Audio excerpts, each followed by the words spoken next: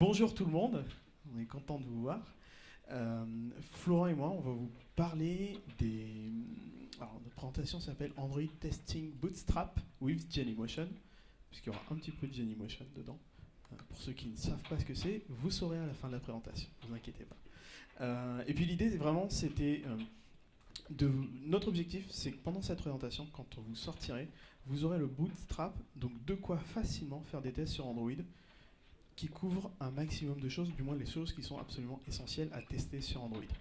Tu peux passer au slide suivant. Donc je me présente, je m'appelle Eyal Lesmi, je travaille chez Genymobile, c'est ici. Je travaille sur le projet qui s'appelle Genymotion, c'est ici. Et j'ai la chance de faire partie d'un programme chez Google qui s'appelle les Google Developer Experts, qui aide les gens, les développeurs à donner des conférences un peu partout en France et dans le monde.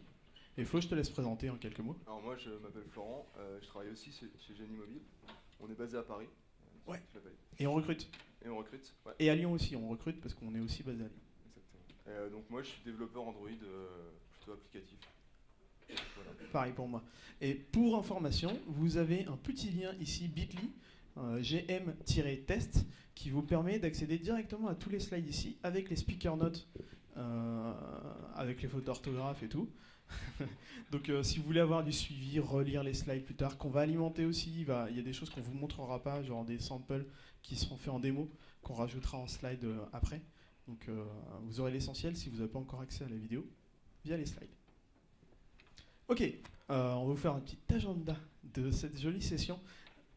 D'abord, on va vous présenter le contexte. Pourquoi est-ce qu'en fait on a commencé à vouloir parler de tout ça, des tests sur Android. Ensuite, on va vous définir ce que sont les tests sur Android. On va vous parler de comment les implémenter. Et puis, particulièrement les tests sur Android, quels sont les outils à prendre en compte et à souvent utiliser. Et en dernière partie, parce que on trouve qu'il y a une vraie valeur ajoutée aussi dans cette présentation, vous parlez d'un produit qu'on développe qui s'appelle Genymotion. C'est un émulateur Android.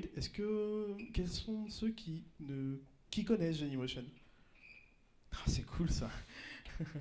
Pour les autres, on vous fera une démo en 30 secondes pour vous montrer à quoi ça sert et comment ça marche. Démarrons. Donc le contexte. The Big Android Theory. Alors le contexte, c'est qu'en fait, on est donc Genymobile, on vous l'a dit plusieurs fois. On est une cinquantaine de personnes avec des gens intéressants, compétents, une vraie sélection au recrutement, mais au final, sans vraiment beaucoup de process, parce qu'on a grossi relativement vite, on a eu de la chance d'avoir du succès sur Android. En gros, on spécialise vraiment notre expertise sur Android au niveau OS, au niveau applicatif. Et puis il faut qu'on se structure parce que on grossit au fur et à mesure des projets qui avancent, des choses qu'on commence à éditer qui ont du vrai succès. Donc on grossit. Et il faut qu'on se structure. Et parmi l'ensemble des choses, il faut qu'on structure les cycles de développement. Et on s'est rendu compte qu'on perdait beaucoup de temps à ne pas tester. Et l'objet de cette conférence, c'est des observations qu'on a pu faire, des expérimentations qu'on a pu faire. On a tiré un bootstrap avec certains outils qu'on utilise en interne. On ne s'érige pas en tant qu'expert sur les tests, juste que chez nous, ça marche très bien. C'est accompagné avec des process agiles, tout ça. Donc l'idée, c'était juste de vous le partager, de faire en sorte que vous puissiez en profiter, vous aussi. Alors, définissons un petit peu le cadre des tests. Donc les tests dont on va parler aujourd'hui principalement sont des tests unitaires et des tests d'interface, des tests d'automatisation fonctionnelle. Puis il y a d'autres tests qu'on ne traitera pas aujourd'hui parce que c'est des cas un petit peu qui sont d'autres types de tests, des tests de performance. Ça s'appelle aussi du profiling quand on fait du développement. Donc l'idée c'est de savoir si certaines fonctions, comme les algorithmes un petit peu compliqués qu'on utilise, est-ce qu'ils tournent assez rapidement. Voilà, ça on n'en parlera pas. Des tests d'environnement aussi. Votre soft, il s'exécute dans un environnement, dans un écosystème, avec des choses qui lui arrivent, qui sont parfois changeantes. On va l'évoquer, notamment avec Genymotion, vous verrez. Et puis, un truc qu'on voulait absolument citer, parce qu'on le trouve beaucoup trop peu dans le cycle de développement et surtout de production des produits qui sont réalisés, c'est la QA. La QA, ça veut dire Quality Assurance. Et en fait, la QA, c'est un métier qui n'est pas développeur.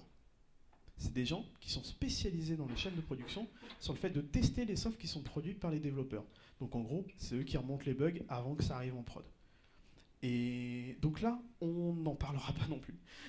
Mais sachez que c'est des gens qui sont fondamentaux et sans qui rien ne pourrait arriver de stable à long terme. D'ailleurs, on a de la chance d'avoir de la QA en nombre beaucoup trop réduit chez Génie Mobile, mais c'est important d'en avoir.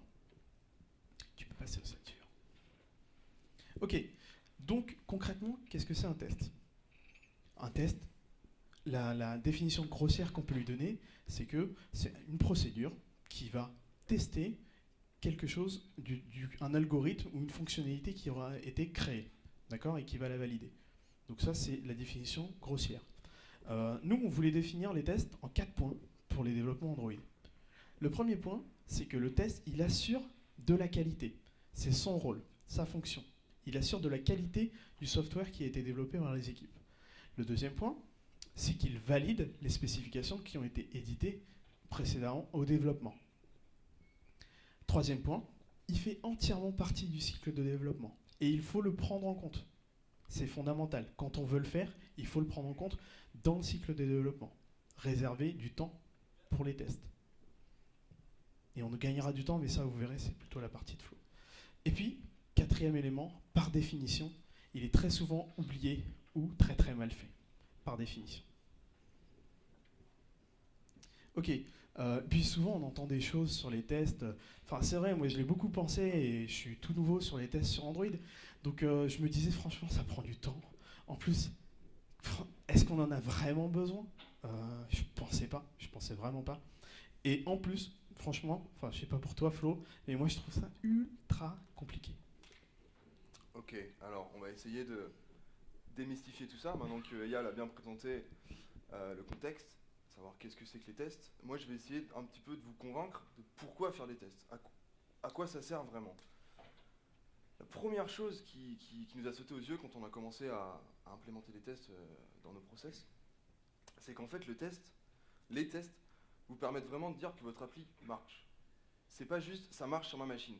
Et les tests sont les garants, en fait, viennent vraiment comme une preuve et viennent montrer que votre code, eh ben, il marche entièrement et il est complètement testé. Et ça, mine de rien, c'est vachement important parce que ça vous donne, en tant que développeur, de la confiance dans ce que vous produisez. Ça, c'est un premier point qui nous semble vraiment important. Le deuxième point qu'on entend souvent, c'est faire les tests, ça prend du temps. Alors, on va pas se mentir, hein, faire les tests, ça prend du temps, c'est sûr. Ça demande un effort de... Déjà, ça prend du temps parce c'est du code en plus à écrire. Ça demande de la réflexion parce que les tests, c'est pas non plus quelque chose d'évident. Ça demande un peu de pratique, un peu de gymnastique. Et si vous démarrez sur, on va dire, un nouveau projet, une nouvelle techno, il peut y avoir un temps d'apprentissage, à savoir quel framework utiliser, ce genre de choses. Donc oui, ça prend du temps, mais sur le long terme, on se rend compte que le temps, on en gagne en fait. Parce que avec les tests, vous allez pouvoir... on fait du code, on a des bugs, c'est inévitable. Dans tout code qu'on va écrire, il y aura toujours des petits bugs, il y aura toujours des effets de bord. Si vous faites l'effort de faire des tests, vous allez pouvoir détecter ces bugs plus tôt, éliminer tous les effets de bord, ou du moins en éliminer le plus possible. Okay. Éliminer les effets de bord, et on se retrouve... Et on se retrouve... Et un truc qui est super intéressant, c'est qu'on peut se retrouver à avoir un circuit court au lieu d'avoir un circuit long pour ce qui est de la détection de bugs. Donc, au lieu de développer, de faire votre code, de faire vos fonctionnalités, de la shipper, de l'envoyer à la QA par exemple, qui va ensuite faire ses tests, vous remontez les bugs, vous allez devoir vous replonger dans le code et fixer ces bugs. Vous pouvez l'avoir en circuit court et vous écrivez votre code, vous avez vos tests vont détecter tous les petits bugs qui pourraient survenir et vous n'avez pas besoin de... Vous embêtez pas la QA avec ça, par exemple. Ou pire, vous embêtez pas l'utilisateur final avec ça. Ça, c'est super intéressant. Et enfin, un autre aspect qui nous semble primordial aussi, c'est que plus on écrit des tests, plus on essaie d'écrire du code qui est orienté pour être facile à tester, et on va être amené donc à écrire du code qui va être beaucoup plus découplé, avec moins de dépendances, ou du moins des dépendances très claires. Et donc on se retrouve avec un code plus flexible, plus facile à lire, et donc au final qui va être plus facile de rajouter des fonctionnalités dans ce code et de faire grossir la code base. Un autre aspect qui nous plaît beaucoup, c'est que en tant que développeur, on aime bien tout péter régulièrement. On aime bien remettre le nez dans le code et se dire bon ben ce que j'ai écrit il y a 8 mois, c'est nul, je vais le refactorer. Ou ça fait partie du cycle de développement d'un produit, d'une application. Le refactoring est inévitable. Par contre, on se rend compte souvent que le refactoring fait peur parce que justement, on a quelque chose qui marche et on se dit je vais tout casser et me retrouver avec quelque chose qui marche pas, c'est risqué. Là, les tests peuvent s'ériger en protecteurs de ces fonctionnalités, c'est-à-dire que vous avez écrit votre fonctionnalité, vous l'avez testée, et vos tests sont les garants de cette fonctionnalité. Et lorsque vous entreprenez le refactoring, eh bien les tests vont être là pour vous guider dans ce refactoring, et puisque vous les runner régulièrement, au fur et à mesure que vous refactorez, vous êtes capable d'identifier qu'est-ce qui est cassé et où c'est cassé. Et ça, c'est un outil super efficace et super agréable en tant que développeur à mettre en place. Alors, il est où Yoda? Il est pas là? Oh merde. Ok. En fait, ouais voilà, il y avait un petit Yoda. Donc tout ça pour dire que écrire des tests, ça fait partie intégrante du cycle de développement d'une application. C'est trop souvent oublié et c'est trop souvent mal fait. Et nous, on s'en est rendu compte. En fait, on était comme tout le monde. Hein. On n'écrivait pas forcément des tests lorsqu'on écrivait notre code, et on s'est rendu compte que, on y gagnait énormément à écrire ces tests, que ce soit en rapidité, que ce soit en qualité de code, puisqu'au final, c'est quand même ça qui nous intéresse, c'est d'avoir un code de qualité avec le moins de bugs possible. Et avoir un code beaucoup plus flexible et facile à améliorer, à augmenter. Donc maintenant qu'on a vu pourquoi c'est intéressant de faire des tests, on va essayer de s'attarder un petit peu sur la méthode et voir quand écrire ces tests et comment les écrire. Alors à Génie Mobile, on est pas mal agile, on est beaucoup pour l'itération, faire de nombreuses itérations. Donc écrire du code, shipper ce code et continuer comme ça. Et l'idée, c'est que si vous écrivez des tests, il ne faut pas attendre d'avoir écrit la moitié de votre application, des tas de fonctionnalités, pour ensuite se dire « Ah, il est peut-être temps d'écrire des tests ». Ça marche pas. Parce qu'on se retrouve à devoir écrire 100 tests, 200 tests, et ça décourage tout de suite. Et déjà qu'écrire des tests, c'est pas très sexy, c'est pas ce qu'on préfère faire en tant que développeur, vous le ferez pas. Donc ce qui est important, c'est code a little, test a little. C'est vraiment la base du message qu'on veut faire passer aujourd'hui. Vous écrivez vos tests au fur et à mesure que vous écrivez votre fonctionnalité, votre feature.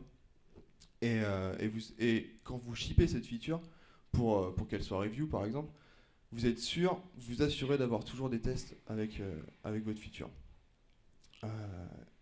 Un autre point très important aussi, c'est que les tests, ils ne sont utiles que s'ils sont exécutés. Si vous ne runnez pas vos tests, ça ne sert à rien de les écrire. Donc il faut être capable d'écrire des tests qui s'exécutent rapidement, parce qu'on ne veut pas, quand on développe, on ne veut pas être embêté à devoir attendre des heures ou des longues minutes avant de pouvoir exécuter nos tests. Donc il faut des tests qui puissent s'exécuter rapidement, qui puissent s'exécuter localement sur chaque machine des développeurs. Et en plus de ça, une bonne pratique, c'est de faire de l'intégration continue et d'avoir les tests qui run sur le serveur d'intégration continue.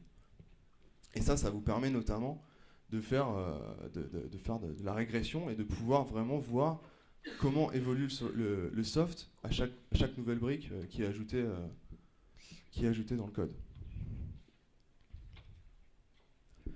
Alors on continue sur les conseils. Quelque chose dont on s'est rendu compte, c'est que quand un bug vous est remonté, une bonne pratique, c'est déjà de fixer ce bug, parce que bon, c'est quand même la base.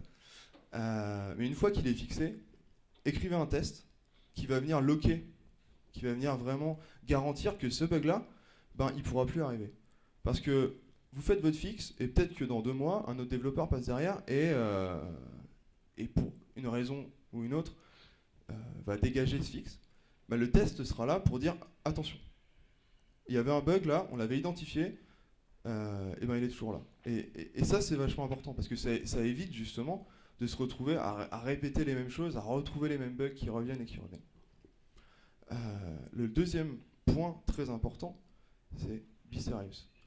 Les tests, si vous vous lancez dans la démarche d'ajouter des tests à votre code et que vous voulez écrire des tests, soyez sûr qu'ils sont aussi bien que votre code de production. Écrire des tests un peu moisis, j'ai envie de dire, ça sert à rien. Et au final, ça va vous desservir.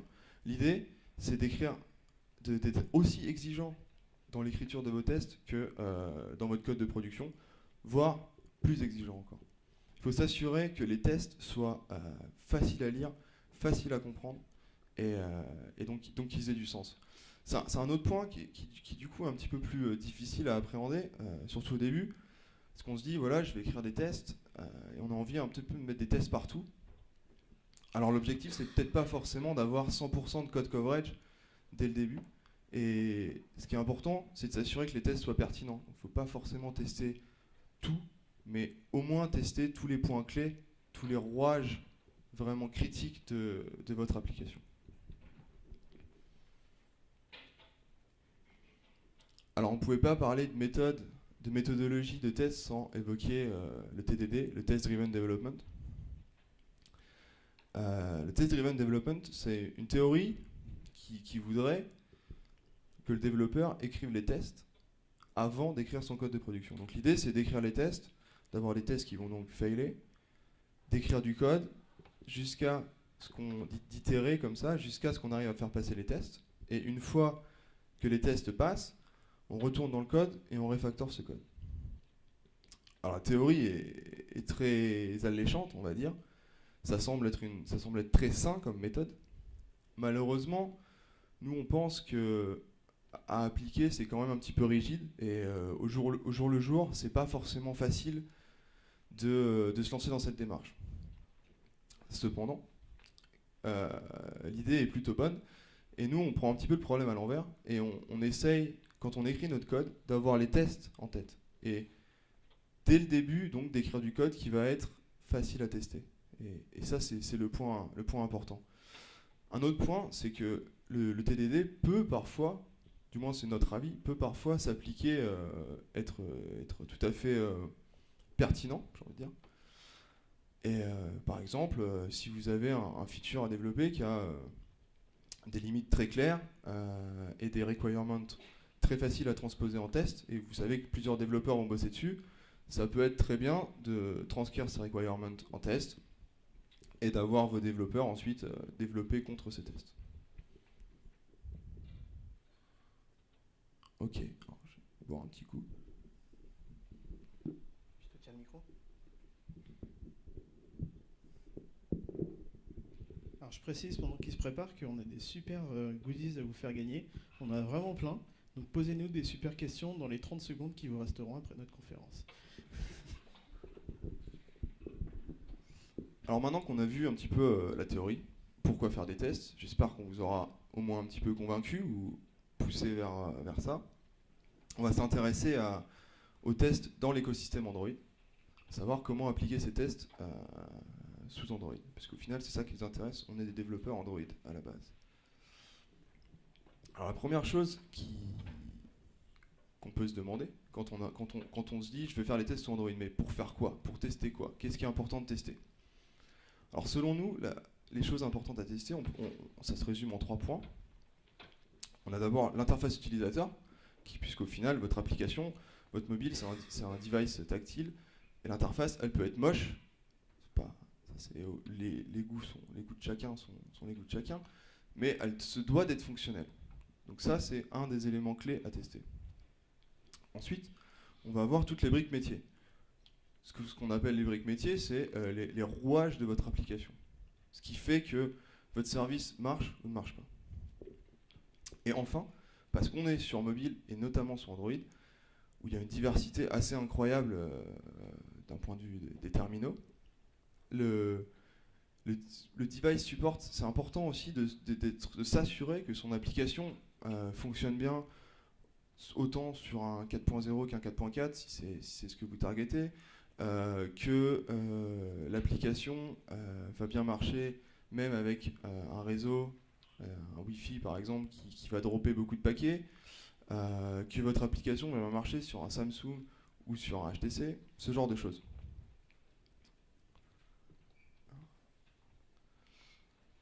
Donc, une fois qu'on a identifié ces 3 points, en tant que développeur Android, si on commence à plonger un peu le nez dans... on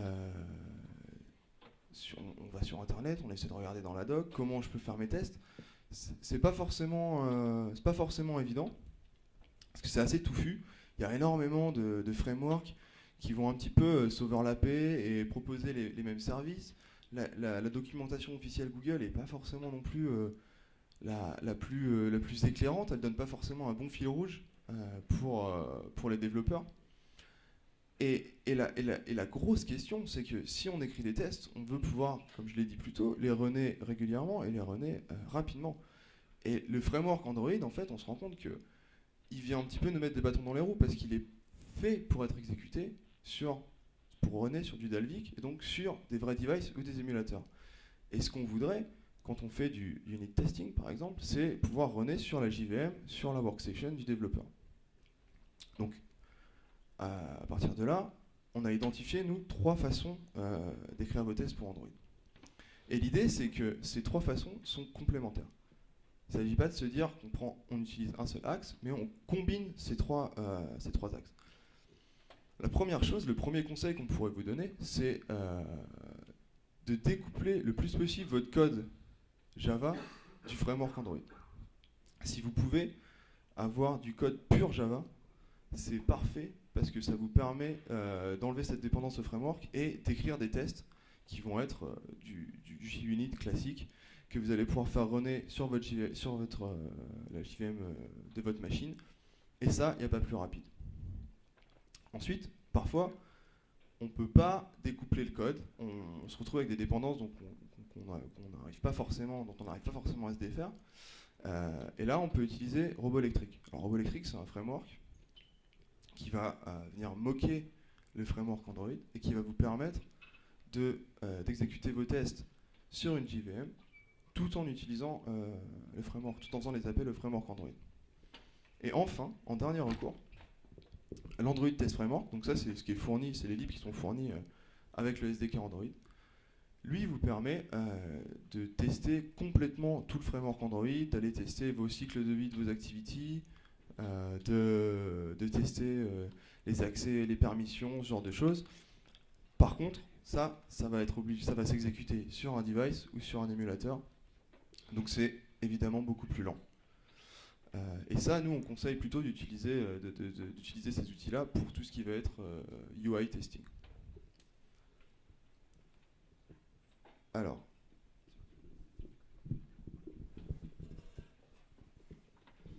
on va vous faire une petite démo. On va commencer par Roboelectric et les tests unitaires. Okay. Donc là, on a... Ah non, c'est pas le bon. C'est le mauvais. C'est pas le bon, c'est celui-là. Donc on utilise Android Studio. Qui utilise Android Studio dans la salle? Ok. Avec Gradle. Avec Gradle. Ok. Alors nous, on vous conseille d'utiliser Android Studio si vous êtes des développeurs Android parce que maintenant, c'est un outil qui est quand même assez stable. C'est encore en bêta, certes, mais ça marche très bien. Et le build system avec Gradle offre une flexibilité très intéressante. C'est la norme quoi maintenant. C'est la norme. C'est la norme. Donc là, on a une application Android, donc voilà, toute classique, avec mon build.gradle, voilà, qui définit mon application. Voilà, très classique. Alors là, ce qu'on a choisi de faire pour cette démo, c'est de vous montrer comment on peut faire cohabiter les tests unitaires qui sont en pure Java, les tests qui vont utiliser Roboelectric et les tests Expresso. Alors pour ce qui est des tests unitaires en pure Java, une approche qui n'est pas forcément... c'est l'approche qu'on a prise aujourd'hui pour bien séparer les choses. mais vous n'êtes pas obligé de faire comme ça, c'est de créer un module dans votre application qui va être un module, vous voyez, Java pur, auquel on rajoute une dépendance à JUnit.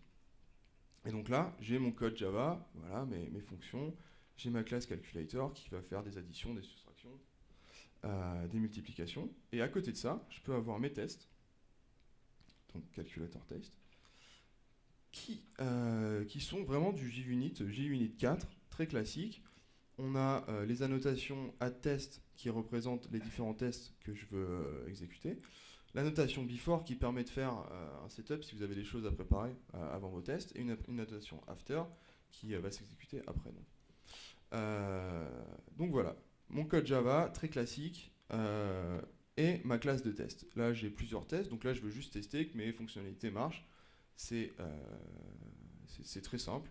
Je crée mon objet, j'appelle mes méthodes, et ensuite, je fais des asserts pour vérifier que j'ai le bon résultat quand je fais une somme, quand je fais une soustraction.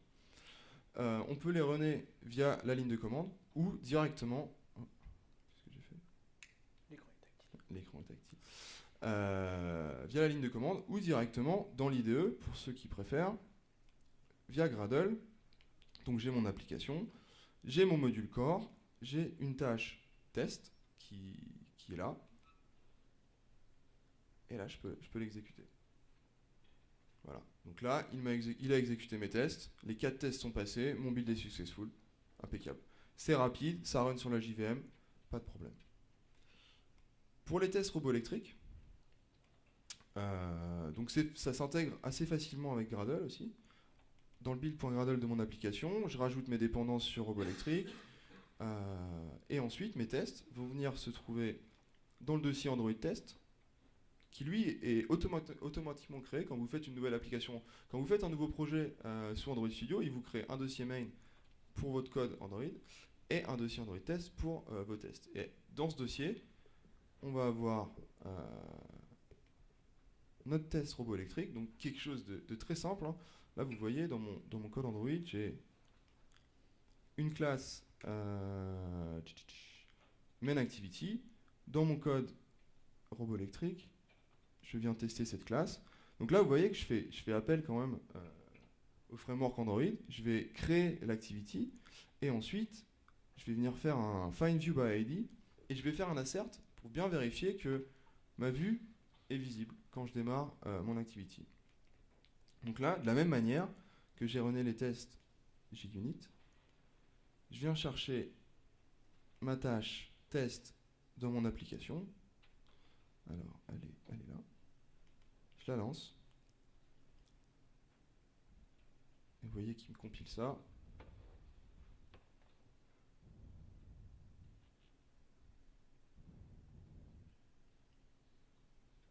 Et voilà.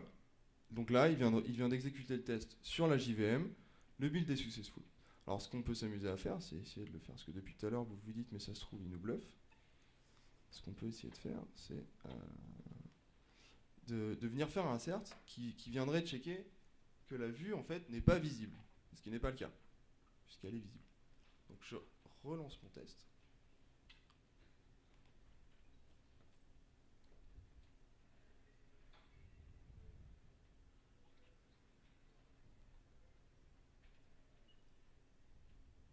Et là, vous voyez que le build a échoué.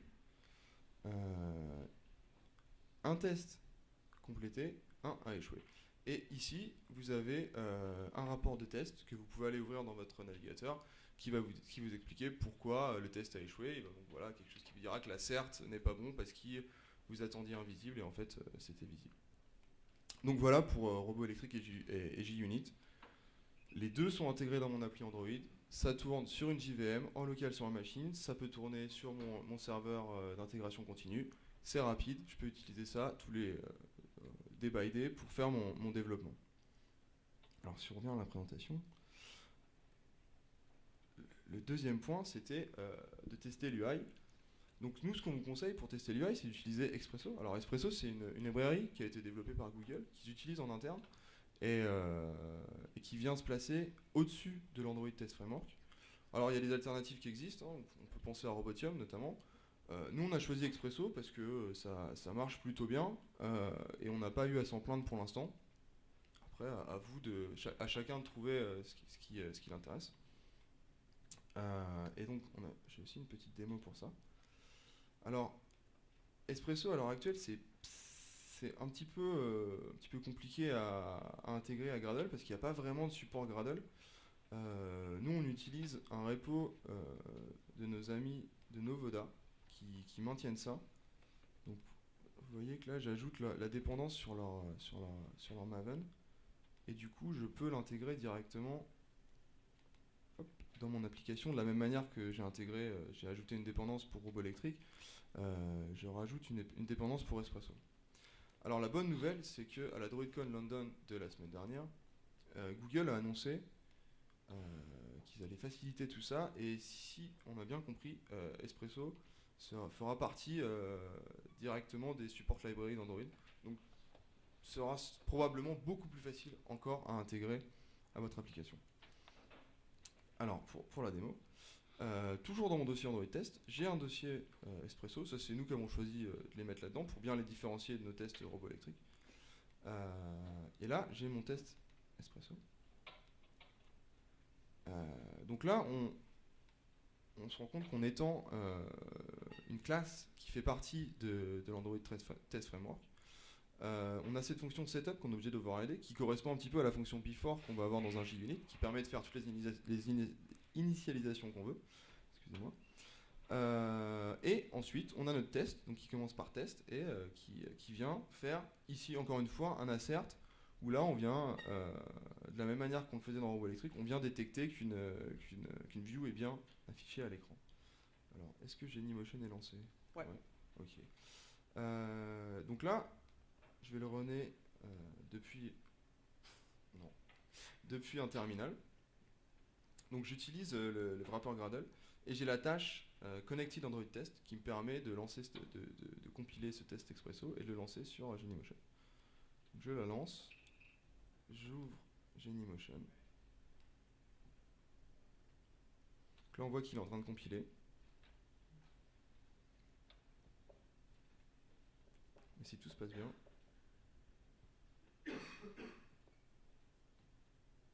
Préparez-vous, ça va être très rapide.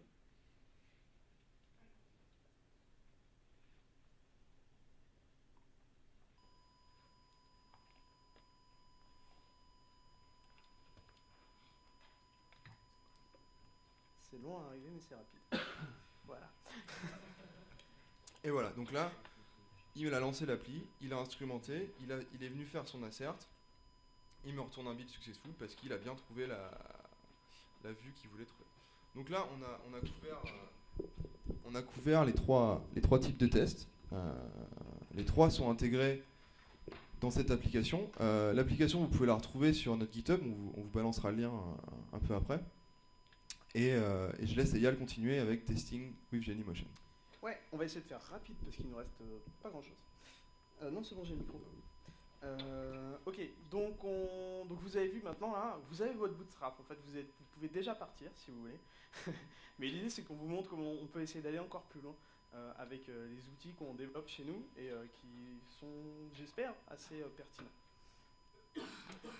Donc notre démarche, quand on crée des produits chez Génie Mobile, c'est essayer de comprendre à qui on s'adresse et essayer de voir un petit peu se documenter et comprendre les attentes. Ce qui est facile, c'est qu'on ait beaucoup de développeurs Android dans l'effectif, donc on a un bon feedback, puisqu'on en est. Ce qu'on aime bien faire aussi, c'est d'aller voir la doc de Google. Et voilà ce qu'on a trouvé dans la doc de Google, dans la section What to Test. C'est une page que vous regardez sur le moteur de recherche, vous allez la trouver. Et voilà ce qu'ils définissent comme important à tester. Le changement d'orientation d'un device, changement de configuration, est-ce qu'il y a un clavier, quelle est la langue, etc. Le niveau de batterie d'un device aussi, et l'environnement. Voilà, ce qu'on définissait en environnement, tout à l'heure, vous vous souvenez sur le site. C'est-à-dire l'accès network, est-ce qu'il est bien, la position GPS, où est placé ce device dans le monde, est-ce qu'il reçoit un SMS, est-ce qu'il y a du Bluetooth. Voilà, je vais reprendre la petit device Genymotion pour vous montrer rapidement ce qu'on fait déjà en termes sur les interfaces graphiques. On vous parlait de la batterie. Nous, on a un petit widget qui vous permet très simplement de régler la batterie du device. Par exemple, vous voyez, quand je suis à 3% sur un device, là je l'ai réglé à 3%, bah, vous avez le petit warning system qui apparaît. Bah, on est capable de le simuler entièrement à partir d'un widget. Pareil pour le GPS. J'active le GPS, hop, j'ai une petite map que je peux afficher, qui est bien trop grosse. Ça vous dit d'aller à Paris? Non, on va retourner à Nantes. Voilà, hop, donc là on est de retour à Nantes. Et là, le device, puisqu'on a le petit pin qui est ici, on peut même le balader un petit peu dans la ville. Le device, on va pas vous faire la démo avec Maps, tout ça, c'est pas très utile. Mais le device, là, il pense qu'il est à telle position dans le monde, c'est-à-dire à Nantes. On a aussi le support de la webcam, on peut aussi faire des screencasts, donc des vidéos, etc. Et un autre truc qui est aussi important pour nous, et qui est la dernière feature ajoutée dans le produit, il y en a, on a une énorme roadmap et on release aussi rapidement qu'on peut. Pour info, on travaille déjà sur le Lollipop depuis 24 heures, 24 heures et demie, un truc comme ça. Et on a un truc qui boot avec une UI qui marche. Et on a juste à rajouter nos features en ce moment et on bosse très activement dessus. Donc le support Lollipop as soon as possible. Et donc une feature que je voulais vous montrer, c'est la qualité réseau. Par défaut, on est en Wi-Fi et quand on active le widget, on a la possibilité de changer la qualité du réseau. Et on joue sur quoi? On joue sur les débits montants, descendants, sur les drops de paquets et sur les latences de DNS. Donc c'est vraiment les choses qu'il faut tester quand on fait du réseau. Là, vous avez une UI qui vous permet de faire ça très simplement. Mais je ne suis pas venu pour vous parler d'UI. Parce qu'en fait, on est des devs et le pouce-bouton, on en a un peu rien à faire. Alors une fois que j'aurai tout fermé, je suis désolé, hop, on va vous parler un petit peu d'un autre outil qui s'appelle la Java API. Donc vous utilisez tous Genymotion. Qui savait qu'il y avait une API Java disponible? Vous êtes 3, bravo à vous. Donc on voit les gens renseignés, on est très contents. Maintenant vous serez tous au courant, en théorie, si vous écoutez bien. Et voilà ce qu'on y a mis et ce qu'on compte y mettre. Aujourd'hui, vous pouvez gérer directement, depuis vos tests ou depuis votre appli, mais l'intérêt là c'est vraiment beaucoup plus pour les tests, le niveau de batterie. Je vous donne un cas d'usage très simple. Parfois, vous avez des services qui synchronisent des données, etc. Et puis vous voulez, parce que vous êtes un garçon intelligent, ou une fille intelligente, bien évidemment, de rien, stopper certains services, arrêter la synchro, arrêter certains algorithmes un petit peu coûteux, du calcul, des choses comme ça, lorsqu'on est en low batterie, parce qu'on ne veut pas flinguer l'expérience utilisateur. Ça, c'est dur à tester avec un vrai device. Bah là, vous pouvez, très simplement, dans vos tests, directement. Je vais vous montrer rapidement ça après. Pareil pour le GPS, vous pouvez avoir un contrôle assez fin. L'Android ID, l'IMEI, etc. Parlant de radio, une des features qui arrive très rapidement, parce qu'elle n'est pas encore même en UI, c'est la possibilité de simuler des appels téléphoniques, des réceptions téléphoniques et la réception de SMS aussi. Donc ça va directement arriver et vous aurez un petit widget qui vous permettra de faire ça. Et bien évidemment, une API Java. Certaines applications qui utilisent le SMS sont très friandes de ce genre de feature. Et bien évidemment, le network que je vous ai démontré, qui n'est pas encore dans la Java API, mais tout est implémenté pour. Et je parlais de l'orientation, j'ai oublié de le mettre. Ça aussi, c'est déjà implémenté, il ne reste plus qu'à la tester. Donc avec le network et l'orientation, donc le changement de côté du device, il y a un bouton pour ça aussi, hein, pour info, je ne vous l'ai pas montré. Tout ça, c'est pris en charge par la Java API. Une autre chose aussi, et je vais faire très rapidement, on va vous sortir bientôt un plugin Gradle. Le plugin Gradle, il va s'appuyer sur une ligne de commande. Donc là encore, un truc qui va arriver, qu'on n'a pas encore annoncé. Bientôt, ce que vous faites en pouce-bouton, sur la récupération la création de nouveaux devices, vous pourrez directement tout faire en ligne de commande, en le scriptant. Et puis, l'idée du plugin Gradle, donc qui s'appuie bien sur cette ligne de commande, c'est que vous aurez la possibilité dans le build.gradle, et ça je vais vous le montrer en vrai, vous aurez la possibilité, de définir des devices qui vont être automatiquement lancés avant votre tâche de test. Vous définissez vos devices, vous verrez de quelle manière, et ensuite, tout simplement, lorsque vous lancez votre tâche, l'ensemble des devices que vous aurez définis vont se démarrer et l'ensemble de vos tests vont s'exécuter sur tous les devices que vous aurez définis. Donc la possibilité, très simplement, de dire je veux tester sur un truc qui ressemble à un Nexus 5, Nexus 10, Nexus 7, différentes tailles d'écran. On voyait Expresso tout à l'heure, ça vous permet de voir comment la UI fonctionne. Et voilà. Donc on va prendre place pour la démo, qu'on va faire encore très rapidement. Ok, donc là on est dans un autre IDE avec un autre projet qui s'appelle Binocle. Binocle, c'est un projet qui est open source. Pour info, les sources que vous avez montré Florent vous seront données. On va updater les slides encore, donc repérez bien le lien, on vous le mettra en toute fin. Et donc vous aurez accès à toutes les sources. Binocle, vous l'avez dans une version qui ne supporte pas le plugin Gradle aujourd'hui, mais qui marche et qui vous montre au moins ce que fait la Java API. Donc, je reprends mon projet et là j'ouvre une classe, comme ce que vous aviez pour l'exemple de Florent. Donc on a notre setup, tout ça, et puis on va tester le warning de la batterie que je vous ai montré. Ben là on va le tester d'une autre manière. Qu'est-ce qu'on va faire? C'est qu'on va récupérer une instance Genymotion, du moins le manager de Genymotion. On va lui dire je veux la batterie, et puis je veux le setter à 100. Je veux setter à 100% la batterie. Alors, on peut aussi lui définir est-ce qu'il est en mode de chargement ou est-ce qu'il est en mode manuel. Et ensuite, on fait un assert pour bien faire attention que le warning le pop-up il manque de la batterie n'est pas affiché. Visibility, good. D'accord? Et puis on continue notre test. Cette fois-ci, on le set à 3%. Et à 3%, on va vérifier qu'il est bien là. C'est relativement simple comme ça, mais ça peut être magique dans certains cas, parce que notre démarche là-dedans, c'est de vous fournir les outils qui vous permettent de couvrir un maximum les cas d'usage de votre application. Et de manière simple. Là, je vous ai donné la batterie, mais vous voyez l'ensemble des possibilités que vous pouvez avoir avec les autres types d'outils. Donc, je vais lancer non, pardon. Avant de faire ça, je vais retourner dans le build.gradle et je vais vous montrer très rapidement. Donc, comment on a fait, c'est qu'on a rajouté dans les dépendances qui est ici l'API Genymotion et on l'a défini ici dans les dependencies Android Test Compile, notre API Genymotion. Il n'y a pas tellement plus de choses à rajouter. En ce qui concerne maintenant le plugin Gradle, de la même manière, on va se définir donc cette fois-ci dans le build script parce que le plugin Gradle doit être intégré au build script. Donc là, la référence, je suis en local, je suis en mode dev, là, j'ai tout sur ma machine. Donc là, ce serait l'URL d'hébergement du Gradle. On lui applique, de la même manière qu'on applique le plugin Android, on va lui appliquer le plugin Genymotion. Et là-dessus, plusieurs choses s'offrent à vous. Je vais aller à l'essentiel. Concrètement, aujourd'hui, vous ouvrez un objet Genymotion et vous allez lancer une fonction qui s'appelle device, qui va vous permettre de définir une VM, un device. Là, par exemple, par un template. Donc là, je lui dis que je veux qu'il lance, avant la tâche de test, un Nexus 5 en 4.4.4. Il y a d'autres possibilités aussi. Par exemple,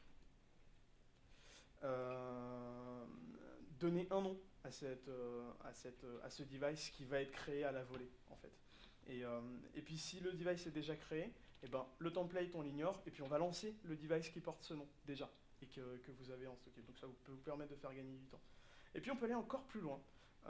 On a la possibilité de, avant que les tests s'exécutent toujours, que le device est bien lancé, qu'il fonctionne bien, de flasher ce device avec, par exemple, certains utilisent le flashage pour ajouter les Google Apps, ce genre de choses.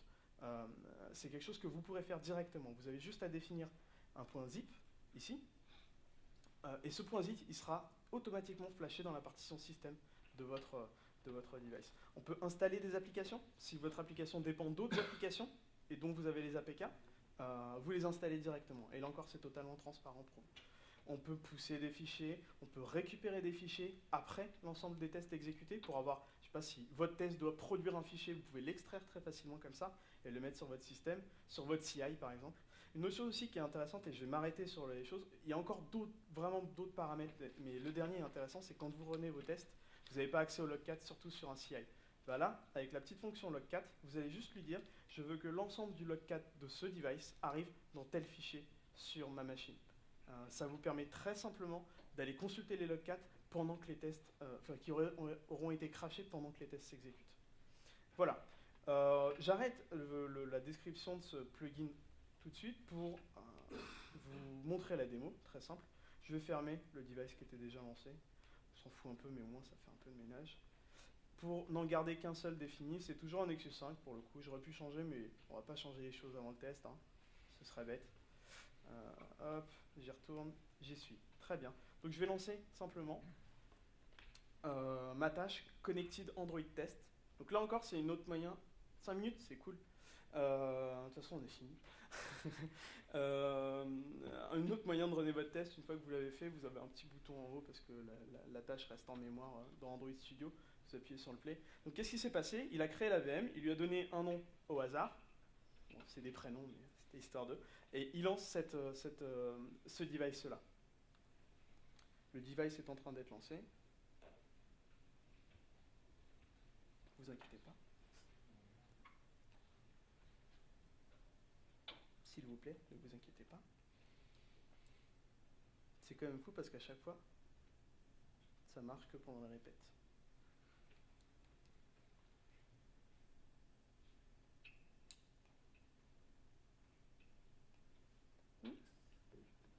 T'es d'accord, ça marchait tout à l'heure. Et ça marche toute la journée, je veux dire, je suis à 100% là-dessus. Est-ce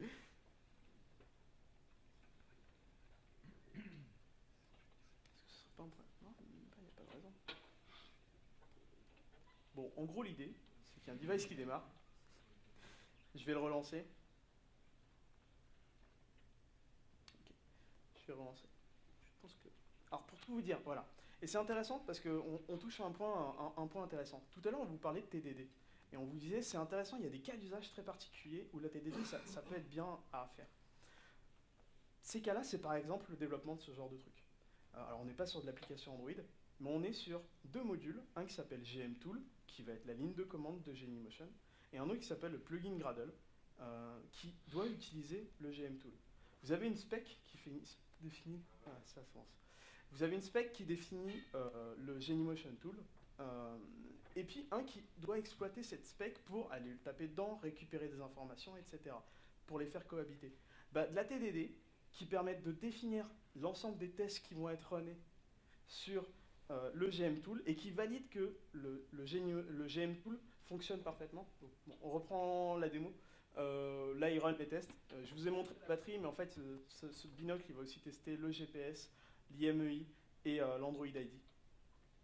Et vous allez voir le résultat dans le petit coin. Voilà, le warning s'affiche bien. Notre test, normalement, il va passer. Et on va être heureux.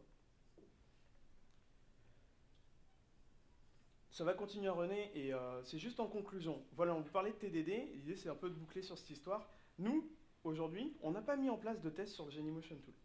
Et on regrette. On regrette parce que ça nous a fait perdre un temps fou. Les mecs qui bossaient sur le Gradle plugin, ils ont passé plus de temps à remonter des bugs sur le Genymotion Tool qu'à développer leur outil. Pourquoi? Parce qu'ils étaient clients de cet outil. Et si des specs avaient été bien définis surtout, mais que derrière des tests avaient été implémentés pour faire en sorte que tout fonctionne bien, et ben, ce problème n'aurait pas eu lieu, ou du moins on aurait perdu beaucoup moins de temps, genre au moins 2-3 fois du temps des bugs qui ont été remontés. Vous avez vu, la VM, le device est entièrement fermé lorsque les tests sont terminés. Ça encore, c'est paramétrable, on peut les garder à chaud si on veut. Et puisqu'on a eu un fail dans les tests, on peut aller voir d'ailleurs, puisque tu n'as pas ouvert le fichier, donc ça peut être intéressant de montrer l'output qu'on a. Hop. Voilà. Donc là, vous voyez qu'il y a le test radio qui a un device ID qui n'est pas bon. Et on a voilà ce qu'on a quand on a un test qui vous permet d'avoir des bons feedbacks. D'où l'intérêt d'avoir un log 4 lié à ça quand même, parce que ça peut être plutôt intéressant de voir ce qui s'est vraiment passé sur le device à ce moment-là. Voilà, on en a fini de la démo. Je pense qu'on est déjà en retard, mais c'est pas grave. Ça vous a plu, c'est cool. En tout cas, on espère que ça vous a plu, et puis on vous remercie.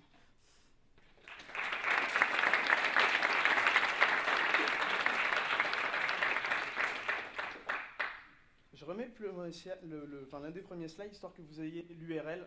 Suivez-la parce qu'il faut juste qu'on update pour ajouter ce que vous allez voir, ce que vous avez vu en sample, ce que vous a démontré Flo, ce que j'ai essayé de vous montrer ici.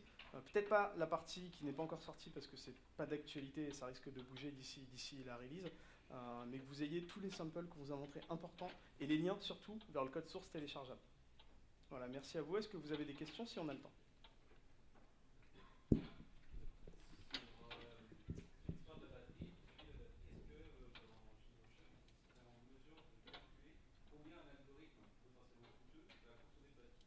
Alors, aujourd'hui, oui, la question c'est, sommes-nous capables de mesurer combien de batterie, quelle quantité de batterie un algorithme coûteux peut prendre.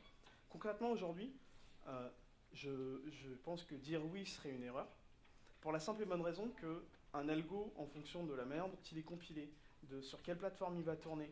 Par exemple, c'est très simple, vous faites tourner un algo en OpenGL pour faire du calcul de flottant, il va runner 3 milliards de fois plus rapidement, j'exagère, mais presque, que sur votre CPU.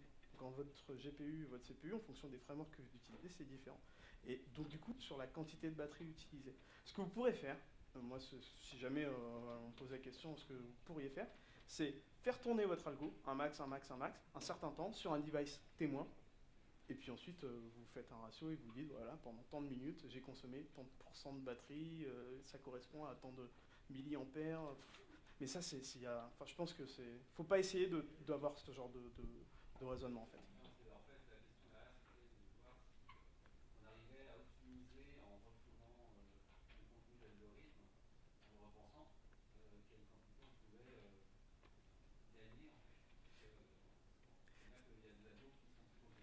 Test de performance. C'est ça. Ça, on l'a pas traité. Mais il y a des outils sur Android qui permettent de faire du profiling de fonctions, combien de temps, et je crois même c'était quoi? C'était sysdump, qui permet d'avoir les consommations système, ce genre de choses. Voilà. Premier, là-bas.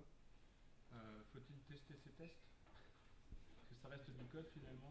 Alors, faut-il tester ces tests? C'est une bonne question. Il y a un moment, il faut savoir s'arrêter, je pense. Et c'est vrai que la question peut se poser, mais non, je dirais qu'il ne faut pas tester ces tests, pas forcément tester ces tests. C'est pour ça qu'il faut essayer d'écrire des tests qui soient le plus concis possible et qui aillent le plus à l'essentiel. Et c'est pour ça qu'on incite à faire des tests unitaires qui vont justement tester des briques et qui justement du coup évitent les erreurs et permettent d'avoir des tests qui marchent.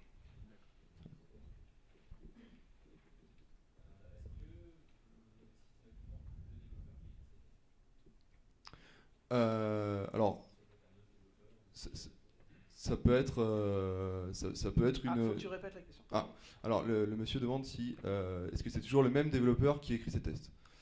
Ce qu'on fait en général, c'est que oui, c'est le même développeur qui écrit les tests. Mais après, ça peut aussi être une très bonne démarche de faire du pair programming et d'avoir quelqu'un qui va d'abord écrire le code, l'autre va écrire les tests, l'autre va refactorer le code et inverser comme ça. C'est aussi quelque chose qui marche très bien et qui peut être appliqué. Bonne remarque.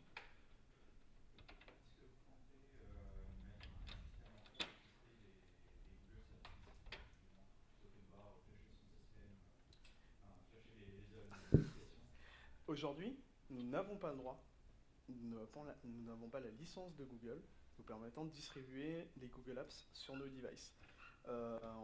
Donc on essaye de supporter ça le moins possible, peut-être parfois le rendre un petit peu plus facile à faire. Aujourd'hui, il suffit... Est-ce que j'ai le droit de dire ça?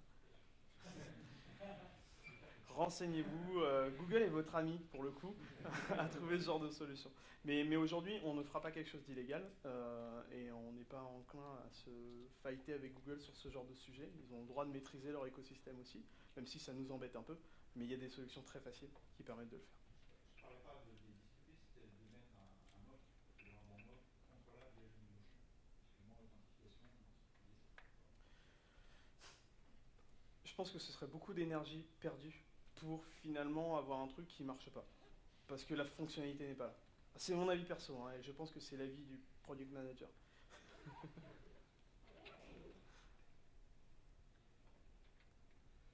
est-ce qu'il est possible, par exemple, votre plugin Gradle de démarrer plusieurs devices et ensuite de lancer les tests via Spoon, par exemple, qui fait des reports assez sympathiques Alors, je ne sais pas comment fonctionne Spoon, mais sache que si tu pars d'un plugin Gradle, pardon, je voulais juste comme ça vous aurez l'image en permanence.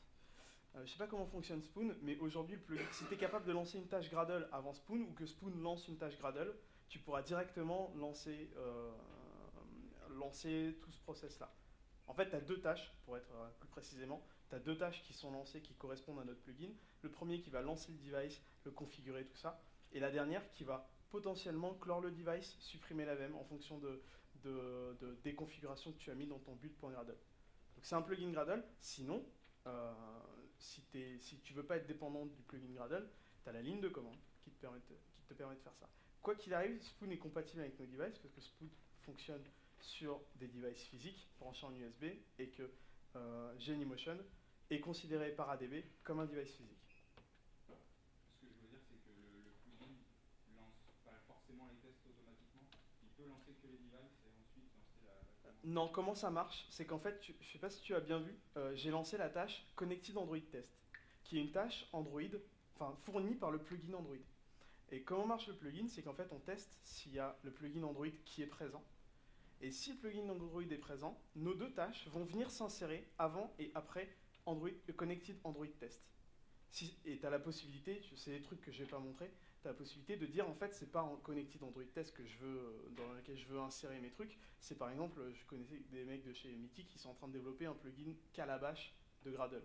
Donc en gros il y aura une tâche Calabash peut-être et en fait tu auras juste à dire Launch Task Calabash et le truc va s'insérer avant la tâche Calabash plutôt que Connected Android Test.